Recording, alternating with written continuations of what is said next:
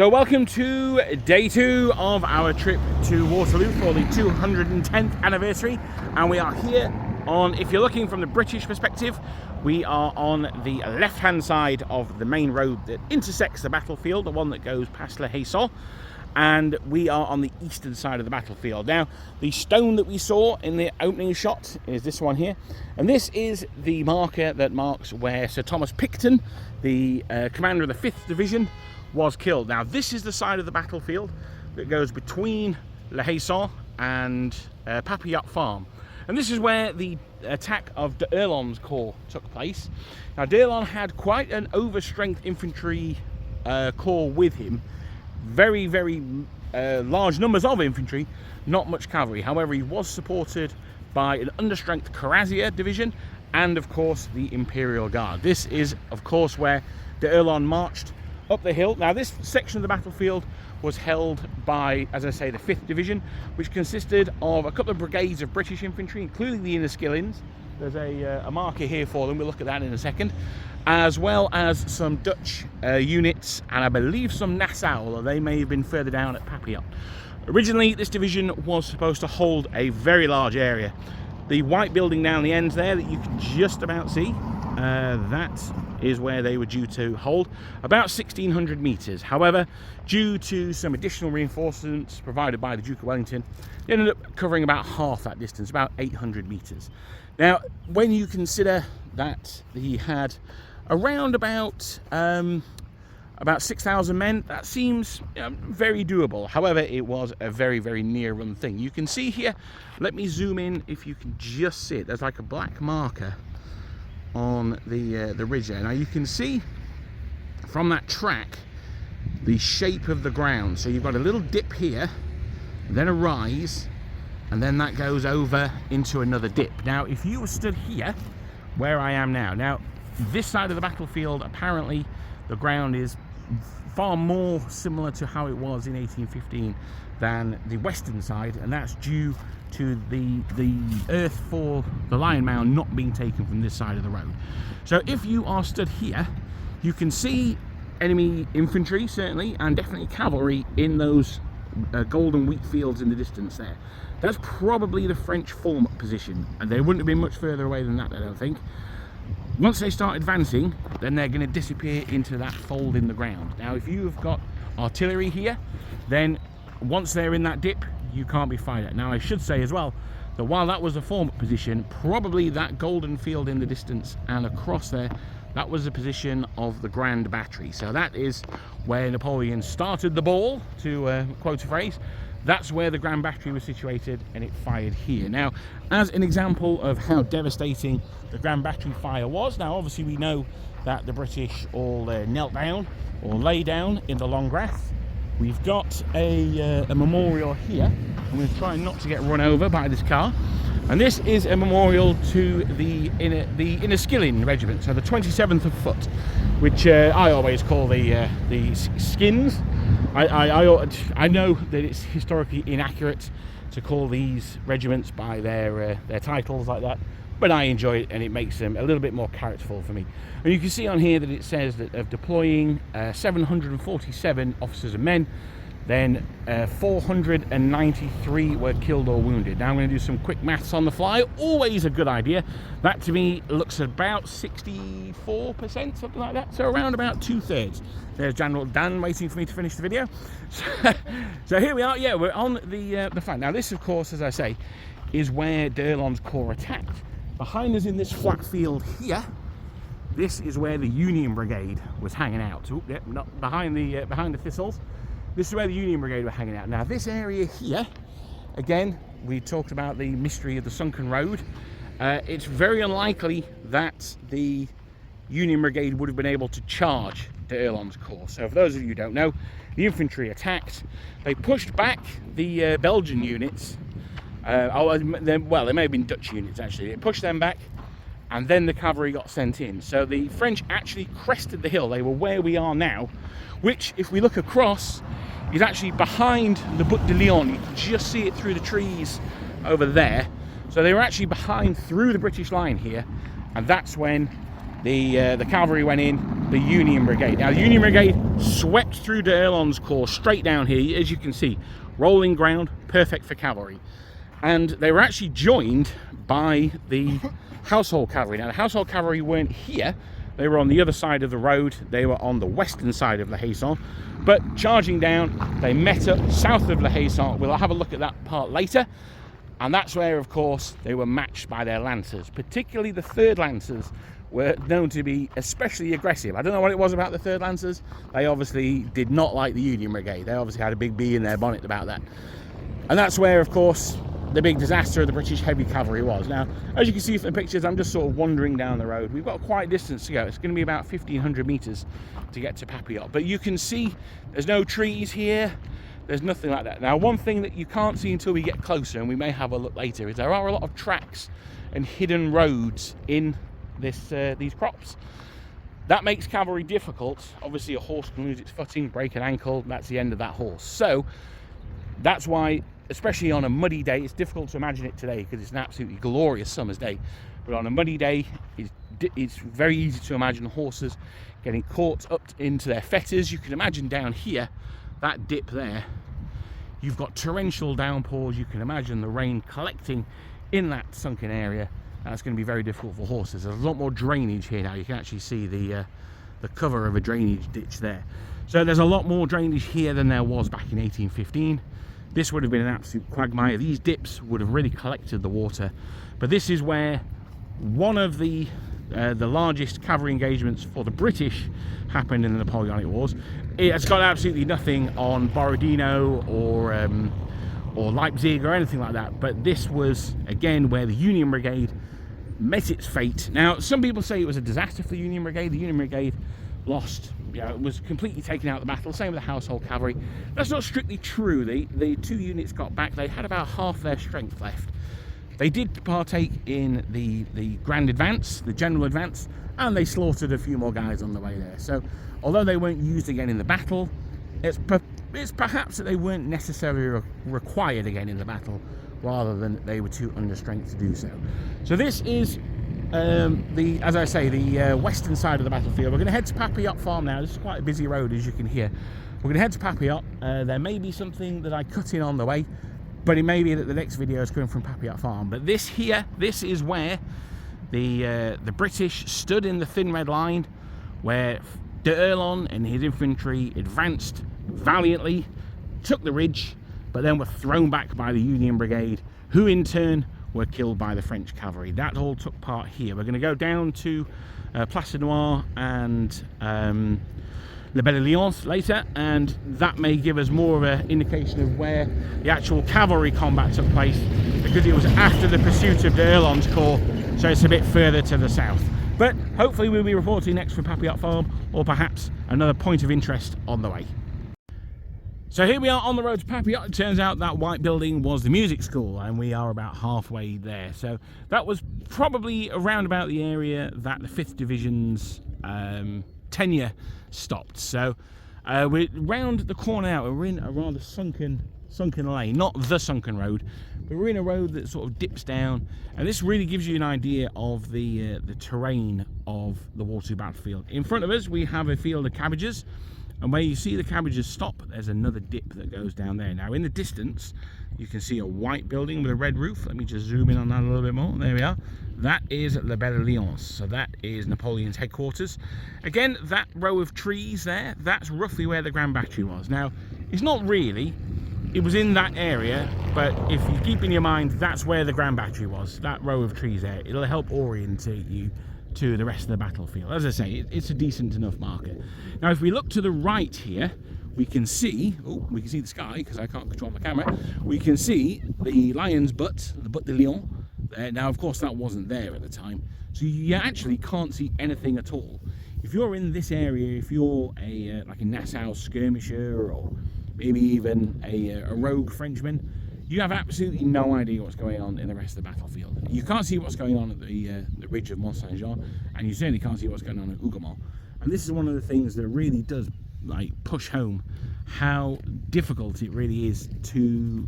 We as wargamers, sometimes we have this God's eye view of the battlefield. That's really not how it happens, especially somewhere like this. Waterloo is a very open battlefield. There's no hedgerows, there's no walls or anything like that, but just the folds of the ground make it very difficult to see what's going on everywhere at once. But around here, we're about halfway between we're about halfway on the way to Papelotte. So we'll see you when we get there. It's very busy with cars around here. I don't know where they're all going. I'm hoping there's a party that we're going to get invited to when we get there. But yeah, hopefully we will be reporting from Papelotte Farm next. So we finally made it down to Papelotte Farm, and I have to say this is a really interesting place.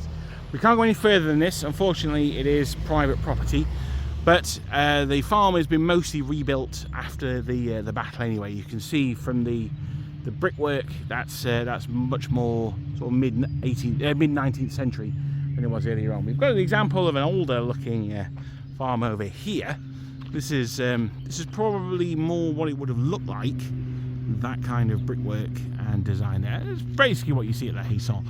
Now one thing that I was pretty amazed by down here is, again, we're in another dip in the ground. The camera is now looking, where are we? We are on the eastern side of the battlefield, so the camera's now looking west. I should know because the sun's behind me, isn't it? And as you can see absolutely nothing of the battlefield whatsoever. All right, there's a couple of buildings in the way, but even so, without them there, you wouldn't be able to see anything. We are in a big dip here. It's actually very pleasant. It's really nice and cool down here. But you know, when in the film, Rod Steiger, Napoleon, says, as far as the army is concerned, the Prussians are on the moon. Now, the Prussians did reinforce Papelotte.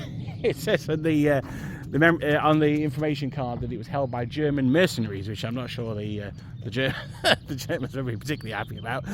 But the Prussians did come and relieve this area. So this was one of the first places that the Prussians came to really engage the French after they broke out from Plancenoit. It will have been just south of here that Bull's troop had his unfortunate encounter, and there was actually some blue on blue action here as well. The Prussians saw the uniforms that the troops holding the farm were wearing. I think by this point they were Nassauers. Yeah, it was the white shako covers, yeah. And because they had the French style shako, they actually thought that the French had taken the farm, which they had, but they'd already been thrown out. So there was about 20 minutes of blue on blue action going on at Papelotte, but eventually it all simmered down and got sorted out. But yeah, this is, I mean, we're in a completely different world to the rest of the battlefield here. It really is something. It's taken us about, what time is it now? It's taken us about an hour to walk, but that's including stopping for videos. So I would say, no, it hasn't taken us anywhere near that long. It's taken us about 40 minutes. So I would say if you can make it down here, this is a beautiful little haven. I'm just going to go a little bit over here and see if I get shot by an angry farmer. Hopefully not. I think he's in the field with some riding school person. But yeah, so this is Papelotte Farm. This is the very left of Wellington's line. Now, one thing that I was a little unsure about is why were there not more efforts against here? You had a whole corps fought against Hugoumont. You had the division, 4th Division, that fought here. Now, this is the side that was going to be first to link up with the Prussians. I suspect that once D'Erlon's corps was destroyed, that was pretty much it. The whole main effort went on the western side of the Brussels-Charleroi road, and this was left pretty much to fend for itself. The French commander who was in charge of the troops, I can't remember his name, it begins with D. I want to say Delot, but it's not Delot. He was actually very, very badly wounded in the retreat. He had his hand severed, and he took a saber cut to the face, which very badly disfigured him for the rest of his life. But I mean, well, he survived it at least. So this is Papelotte Farm, mostly rebuilt. I think that wall there is probably some of the original wall. Yeah, so we're on the extreme left of the British line. This is where the Prussians first started feeding into Wellington's army, and this is yeah, and this is it. Papillot's an interesting one. I don't see many games about it, and that's if you're wanting to do Waterloo and you want it starting off and you're wanting to do some unusual armies. See the hedge there?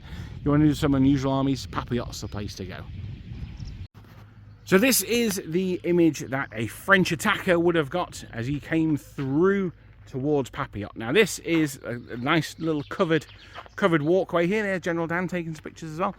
This is as you would have come around the corner here, you would have swung around, and then that's what you would have seen in front of you. Now this of course would have been covered in smoke and fire and flames and all that good stuff, but this is where you're attacking. As you can see, you can get pretty close to it before the enemy can see you. Now that said, muskets have only got a range of like 50 to 100 meters anyway. There would have been riflemen in there, so it would have given you some protection against that, but it also would have stopped like very mass forming up to assault the building as well. But you are attacking it from a corner, so this is not actually a terrible place to assault that building from. I would have, even in like a modern context, I reckon I could probably take that farm from here. But anyway, we'll leave it there. Not if there's some angry Prussians coming, I suppose. But yeah, I just thought that I'd give you a view of what the French soldier would have seen coming around the corner. So this is the view from what would be the north of the Prussian position. Now, we're not quite at Plancenoit just yet. That's about, the church is looking like it's going to be about 150, 200 metres to the south. So that's the spire of the church just there, where the track disappears over the horizon. But looking back, you can obviously see the Butte de Lyon. Let me zoom in on that one. So that's the where Mont Saint-Jean is. That's where the battle's taking place. We scan over to the right. That's the music school. So that's roughly the end of the British 5th Division. And then behind that forest there, that's where Papelotte Farm is in. There's a dip that it goes to down there. So this is the view that the Prussians would have had as they were marching to relieve Papelotte Farm. I'm not sure how much they would have been able to see. A lot of smoke, I think, and they would have been able to hear the sound of guns coming from over this direction, particularly as the old guard were making their advance a bit later on. But yeah, this is the view just north of Plancenoit. When we get into the village itself, then I'm sure we'll take some videos, particularly in and around the church. But this, yeah, as I say, north of Plancenoit, this is the view the Prussian troops would have had as they were marching to relieve Papelotte Farm. So this is the cemetery of Plancenoit. So I'm being a little bit quiet here because I am in the cemetery, which is still used today. So I'm trying to be respectful as I can. This is the church. This was the centre of the fighting. Now, one thing that we'll see later on, we're going to follow the path of the Imperial Guard as they launch their ill-fated attack on Mont Saint-Jean. One of the key things that soldiers need to have is a reference point. That is something that in the smoke and confusion of battle they can head towards, and the spire of the church of Plancenoit was one such a thing. Another famous example of the church spire being an objective was at Eylau. That was where the Russian Guard were told to advance towards. It was also, unfortunately, where Napoleon had his headquarters. That got a bit dicey. But this is the church here now. The village itself was pretty much destroyed in the fighting in 1815. The Prussians lost about a quarter of the men who were committed to the fight here. The French lost about half. Now, the main troops that the French sent in were the Young Guard, 8 battalions of the Young Guard they sent to defend the village here, to throw the Prussians out. Now, I'm trying to not get confused with, well, as some of you may have noticed, I got bloody confused between Plancenoit and Papelotte. So I've been using them interchangeably, so I hope you'll forgive me for that. And I'm trying not to get confused between Ligny, where there was a huge fight in the churchyard there, and Plancenoit. As far as I'm aware, this wasn't the scene of any particularly heavy fighting, any more so than anywhere else. But it was a central point for the Prussians to move towards and capture. Now, we mentioned earlier on about the Prussian troops relieving Papelotte Farm. That was done about 7 o'clock. It wasn't until about 8 o'clock, however, that the French were completely thrown out of the village here. And behind this church, going north, is a ridge that you saw when I took the last video, and you saw the road dip over the ridge to where the church spire was. So the road does go north, so it's actually quite defensible north of this. So if you're attacking from the southeast that the Prussians were, driving the French back. If the French were driven north, then they're uphill, I'll show you in a second, and it was a lot easier for them to defend. I say a lot easier, I mean they were still pushed out, but you've got higher ground to defend from, which is always easier. So this, as I say, is the church of Plancenoit, the central objective for the Prussians on that day as they were capturing here. And there's some repairs to the walls. I'm not sure if these are musket ball related, but let me see that one there. I mean, they could be. There's that one there. They were certainly round in nature, and there's quite a few of them, but I can't absolutely say for definite that they are, so I'll leave that one to your imagination. But yeah, here we are. This is Plancenoit, and we'll be following the route round to La Belle Alliance after we've had a tea and a button. Now, I'm sure this building needs no introduction, but it is in the middle of a very busy Brussels to Charleroi road, so I will probably take some pictures and do a voiceover. This is, of course, La Belle Alliance, the building that Napoleon made his headquarters, and after which Blucher named the Battle of Waterloo. Wellington chose the less allied friendly Battle of Waterloo, shall we say. But this is the place. If you have yourself an epic warlord army, you will know this building well, because it comes in the starter boxes. But this is it. This is where Napoleon had his final headquarters. It's now a furniture shop. I made a joke about Ottomans earlier on. It's not worth repeating because it was super dad. But yeah, this is it. This is the La Belle Alliance. This, looking from here, this is the view Napoleon had of the battlefield. You can see La Butte de Lyon is up ahead there. That's obviously the sort of the centre of the British line, and yeah, I mean, it's not a great vantage point, I'll be honest, but I suspect it was probably in that field over here that Napoleon spent most of the day. That's where his staff would have been, or perhaps just in front of the La Belle Alliance. This is on this road would have been ready, formed up. The 4 battalions of the Old Guard were ready to go. Now they attacked eventually off to the left here. That would be they were attacking northwest towards the Hugoumont end of the line. So we're going to follow that path later. But yeah, this is it. This is La Belle Alliance. It turns out maybe I'm not going to do a voiceover over the stills, but we had a bit of a lull in traffic there. But we'll see how it goes. But yeah, this is it. Napoleon's last headquarters. That's the very door that he came through when he came to watch the battle. We've moved slightly east of La Belle Alliance. You can see it's there, and this is actually closer to where Napoleon had his observation tower. You've still got the Brussels-Charleroi road. That's where all that traffic's going, north to south. That cement mixer's going south. So if we go to the right, this is north. You can see La Butte de Lyon. And this is the little row of like bushes and shrubs and stuff that I said marked roughly the location of the Grand Battery. It was a little bit behind them, so closer to sort of here-ish. But this is where Drouot would have sighted his main guns, and you can see the whole of the British line here. You've got the Butte de Lyon, so that's where, as we've said before, the Prince of Orange was wounded.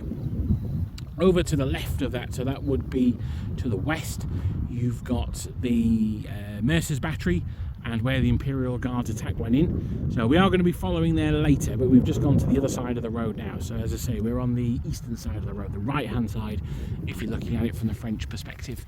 That's the music school that we talked about earlier on today. This is where de Erlon and his corps met their match.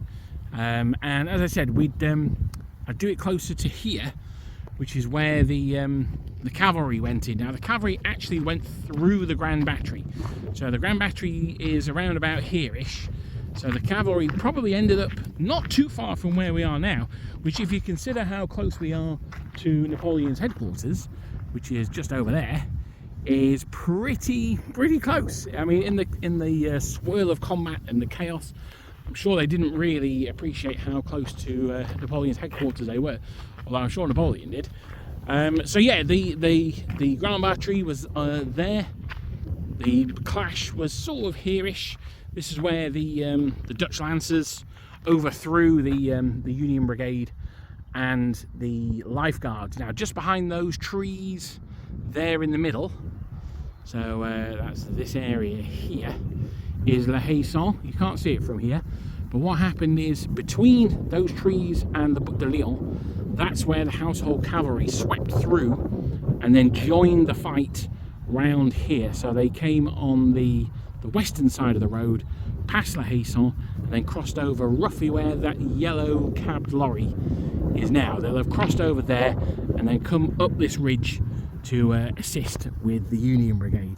So you can see cavalry manoeuvres take a large area to operate in. Now, there were about 6,000 men on each side, so there were fairly substantial amounts of cavalrymen. The Cuirassier division was very understrength. That was only about 1,500, but you add the Imperial Guard cavalry into that, and there were some random chasseurs à cheval that I've seen on Mark Atkins' Orbats.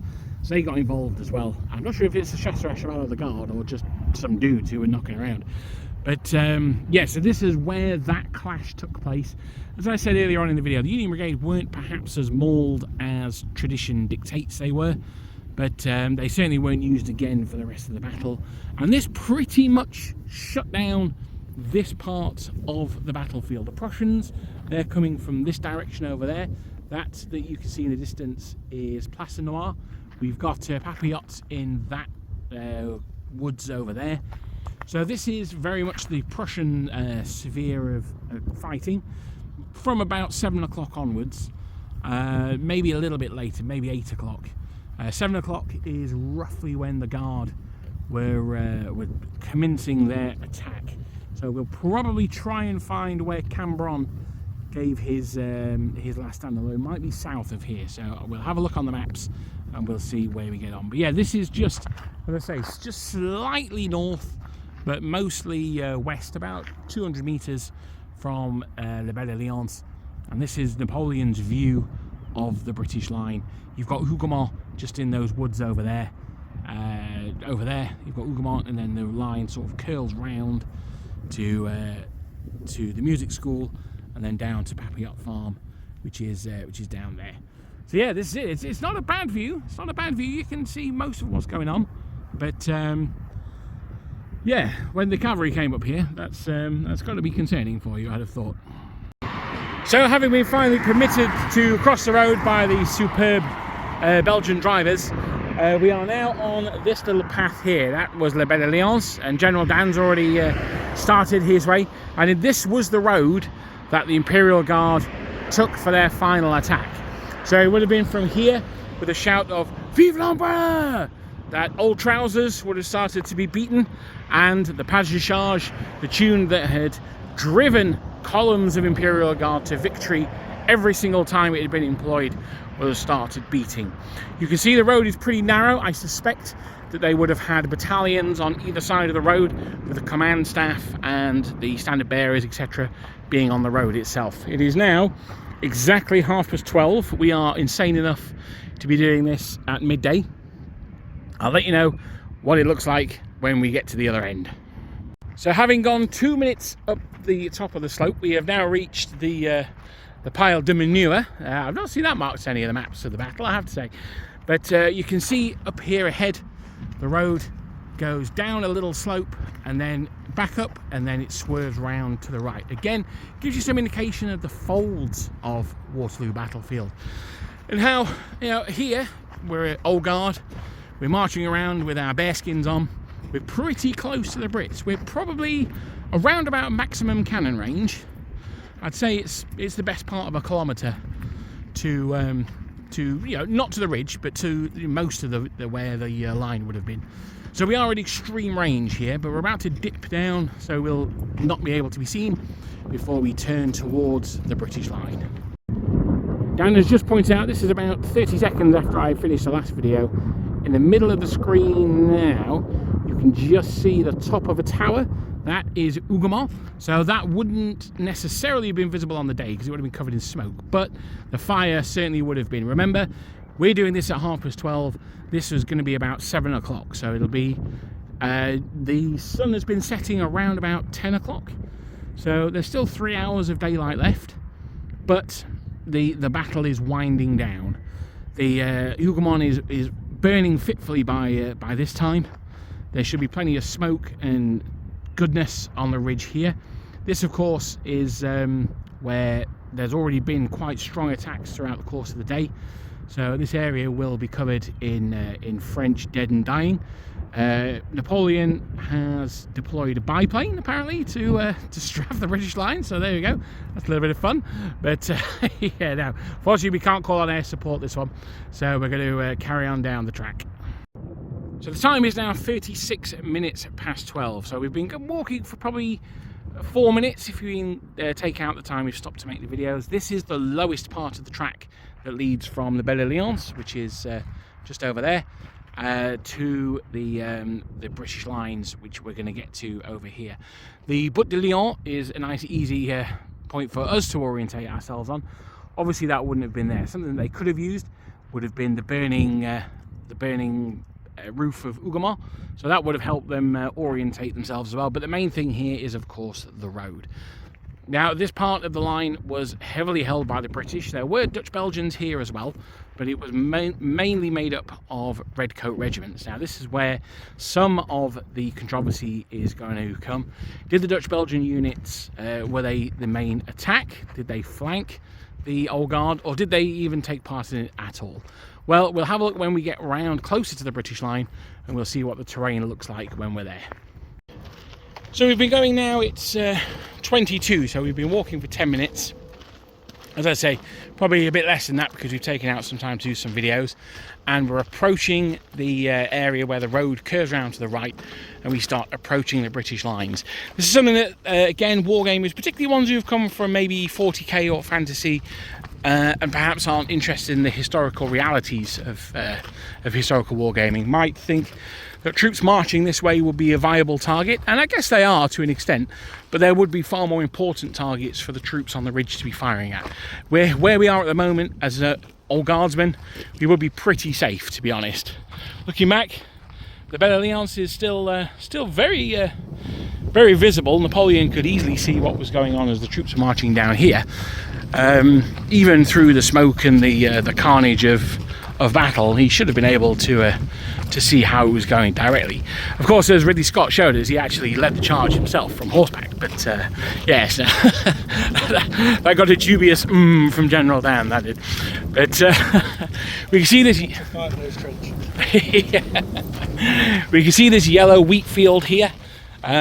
This is where the road's going to turn around just as we get to this green wheat over here. This is here's your trenches. Here's the spoil from your trenches that were dug. So clearly, but yeah, this is where the road curves around. So if I were to say up until now, up until this position here, the Old Guard were getting into position. The assault wouldn't have started yet, as far as I'm concerned. This is reaching the forming up position. So you have 3 parts of manoeuvre on a battlefield. When you're getting ready for an assault like this, you have the reserve moves, and then you go to a forming up point. Now, the forming up point is where you would dress the ranks, where you would make sure everyone's where they're supposed to be, and in modern day, where everyone knows what the mission is. You then have a jumping off point, so you would then move forward to the jumping off point, and that is the go line. That is where the assault begins, at the jumping off point. That is where everything, that is 0 hour effectively, and then everything after that is contained in the assault. So we've now turned to the right and we're now approaching the British positions directly. There is at least a troop of artillery up here, so that's 4 8-pounders, I would suspect. There are at least 3 battalions of British infantry, 1 of Dutch Belgians, and then over to our left, which would be the west of the battlefield, there are some more Dutch troops there as well. So yeah, we are now past the jumping off point. This is the assault going in. This is where we raise our bearskins on our bayonets, shout "Vive l'Empereur," and the game actually begins. So time check is 12:46. So we've been going for 16 minutes now. Now I keep saying that we've been stopping to film videos, but now I think about it, the troops wouldn't have been going that fast anyway. It was the end of a battle in a very muddy field. They would have had to stop to redress the ranks and things like that. So they're probably not much quicker than us, actually. They probably wouldn't have gone that much further. Now this again is another another lip, and then we're going to go down there into another dip, and then we're going to do our final assault. Here though, we're probably about 500 meters away from the Butte de Lyon, so we are very, very much in artillery range here. Now, the French Old Guard advanced in an open square, which we've talked earlier on about the threat of cavalry, and as Dan pointed out, that means that the Old Guard at least thought that there was still a threat from the British and quite probably Belgian cavalry as well. It's not great against artillery, but it's better than being in a closed column, but it's not as good as being in an open column. So they certainly did, yeah, absolutely. So this area here, this is where, again, I'm thinking wargaming wise, you've got troops marching perpendicularly to you, but you are absolutely going to be opening up, particularly if they're in square. You know as an artillery officer that squares are some of your best targets. You'll probably disregard a closer target that's in loose formation to get a medium range target that's in square. But we're heading down here. This is a little bit of a sunken road. This is quite nice. This will give us quite a bit of cover from fire, probably not cover from view. But then we're going to curve round up the slope, and then we're going to assault the British position. So the Imperial Guard assault has been discovered, and this red-coated messenger is taking a message back to the line that we're on our way. Now, the reason why I wanted to stop here, I'm joking. The reason I wanted to stop here is twofold. One, that was an excellent observation from General Dan, and two other observations I wanted to make. So the excellent observation from General Dan, we'll start with the important one, is we are looking up here at the slope. Now, as Dan has pointed out, I can see the tops of those trees, and I can see the tops of those bushes. Now, I know, because we were there yesterday, that those trees are about 150 meters back from the edge of the ridge. They're actually next to the road, and they're fully grown trees. But anything that's slightly behind that ridge, you cannot see at all. There could be an entire corps of British infantry there, and you wouldn't know. If we go back here, that lady was wearing a red dress, and she's completely disappeared. She could be anywhere. So you do not know what is behind that ridge. As an Imperial Guardsman, you've been in this situation before, maybe. Now, one thing that I wanted to point out was just over here to our left. Now, this is probably about 200 meters, maybe slightly less, maybe 150 meters. That is Hugoumont Farm, so we are very, very close to Hugoumont. Now, this is where the controversy of, did the Dutch Belgians help? Well, there were Dutch Belgians defending Hugoumont. Now, at this point, the battle of the farmhouse is basically over. Not quite, but basically over. And there would have been Dutch Belgian troops in those woods behind it. Now, I don't think for a second that if they'd heard a huge amount of firing from this direction, they'd have just ignored it. I think they'd have come out of those woods, and they would have been flanking the Old Guard column as well. Again, the Old Guard, they're going to get flanked from this side as well. There are no troops attacking to support them to their right. So to the left, they have a built-up area that's not in their control. To their front left, they have a wood that's not in their control. To their right, they have no supporting troops whatsoever. That little hillock there on the field that has already been ploughed, that's where yesterday I did the video, and that's where I said this is the place that the Old Guard were defeated. Now, this road leads, as I said yesterday, this road leads to the end of the Napoleonic Wars. This is where the final attack went in, and this is where the Old Guard reculed. I'm not even sure they got this far, to be honest. I suspect they probably did. I think they were looking at the lay of the land.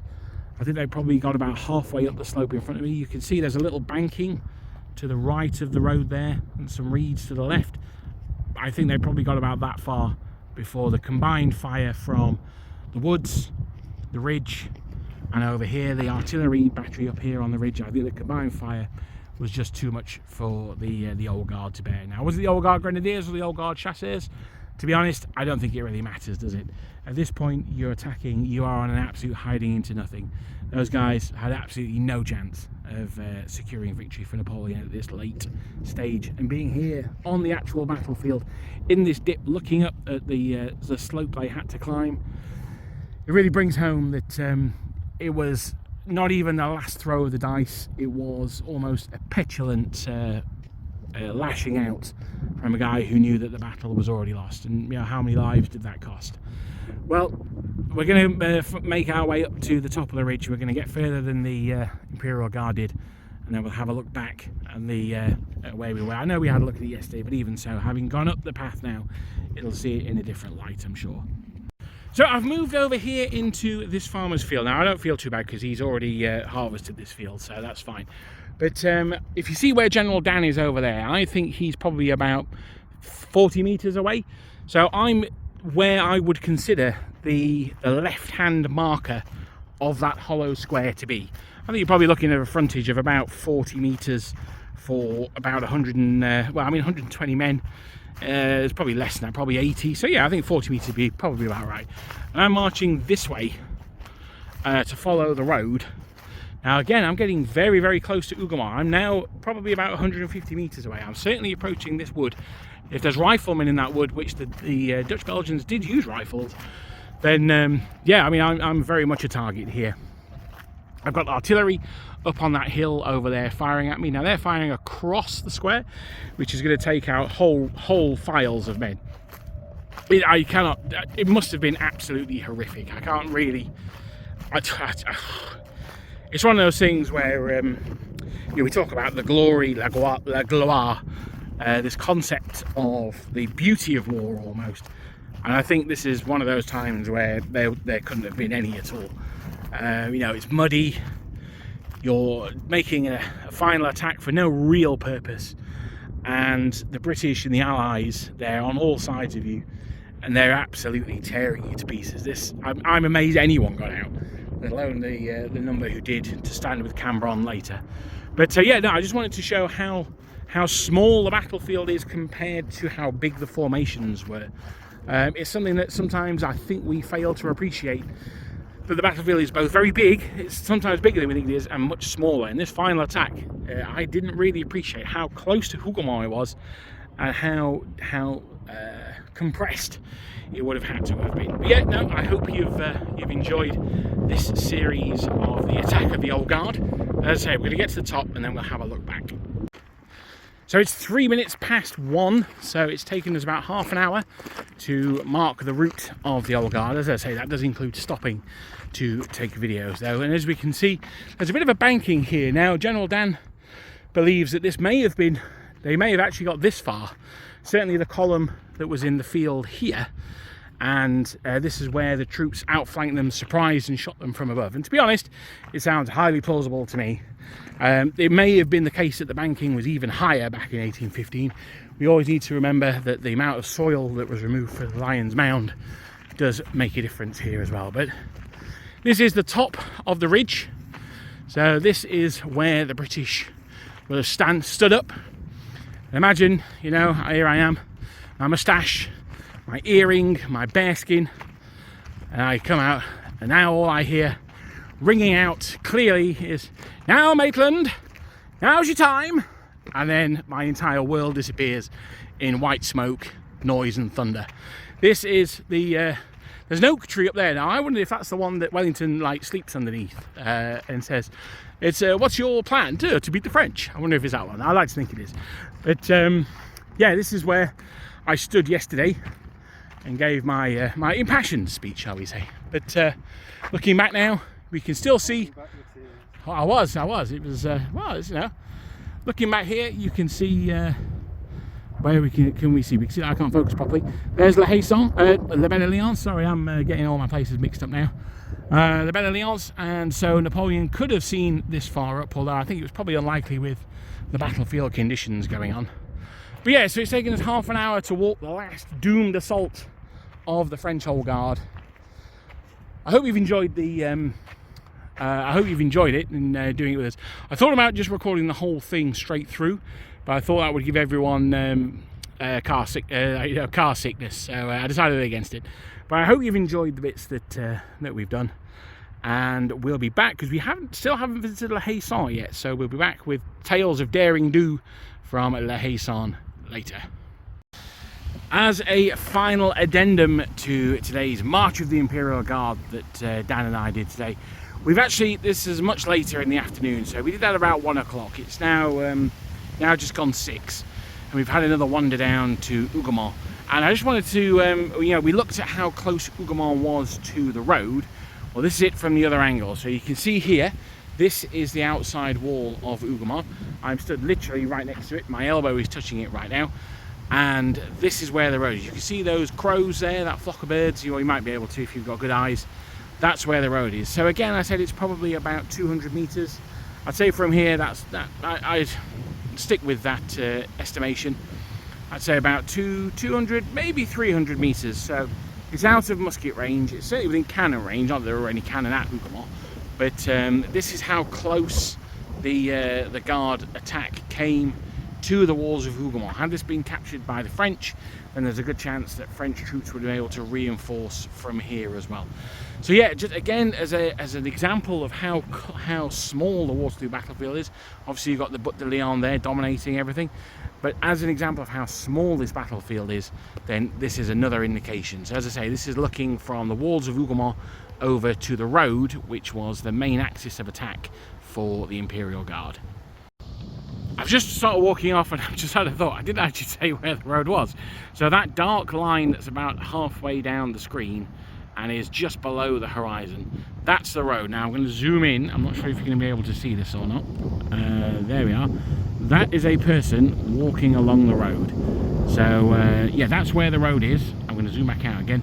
So yes, that's when I said that's where the road, that's where I'm talking about. That is the banking that we talked about. Perhaps the battalion of Old Guard were surprised by troops appearing on top of that ridge. So as the shadows lengthen and night falls on General Dan and I's second day of our trip to Waterloo, I'm up here at the extreme left-hand side of the British line. We've got the Butte de Lyon over there. We've got very far in the distance there. Let me get the old zoomify going on. There we are. We've got the Belle Alliance. This is the area I reported from yesterday where the Imperial Guard was stopped. Just a little bit over from there, we've got Hugoumont down in the corner over there. The Haisson is down over that ridge, quite a distance over that ridge to be fair. But yeah, I just wanted to take this opportunity as we're looking out over the battlefield to say I hope that we've brought something of the experience of visiting Waterloo. Now I know I've got a lot of international viewers. Getting to Waterloo is not very likely for some of you, at least in the near future anyway. So I hope that you've enjoyed our exploration of the battlefield. We've done over 50,000 steps to bring it to you. So I know we've enjoyed it. We are pretty tired, but it's absolutely been worth it. And I would just want to say thank you so much to everyone who watches my videos, everyone who subscribes to the channel, even those of you who are not subscribed to the channel. I'm clearly got far too many duvels in me. I'm feeling kind of generous to everyone, even non-subscribers. But no, joking aside, thank you so much for following us. And I do hope that you've enjoyed the last couple of days. I'm sure I have said some absolutely boneheaded, ridiculous comments. I've confused Plancenoit and Papelotte more times than I can care to count. But if you've got any questions, then please leave them in the comments. So we'll do our best to answer them. I should be doing a live stream on Wednesday, and we'll pick it up from there if you've got any questions that you want immediate answers to. But I just want to say thank you so much to everyone who follows the channel, supports the channel. Particularly thank you to my channel members. I don't talk about the membership very often, and it doesn't really get you any particularly huge perks. You get to see the videos a couple of hours early. Entry to the Discord, which I very rarely, if ever, go in, to be honest. But you know, those guys, thank you so much. It's only a few pounds a month, but it really does go a long way. And I just want to say thank you to everyone who watches, everyone who subscribes. And yeah, this is it. So this is General Tim and General Dan signing off from the field of Waterloo. I hope to see you guys next time.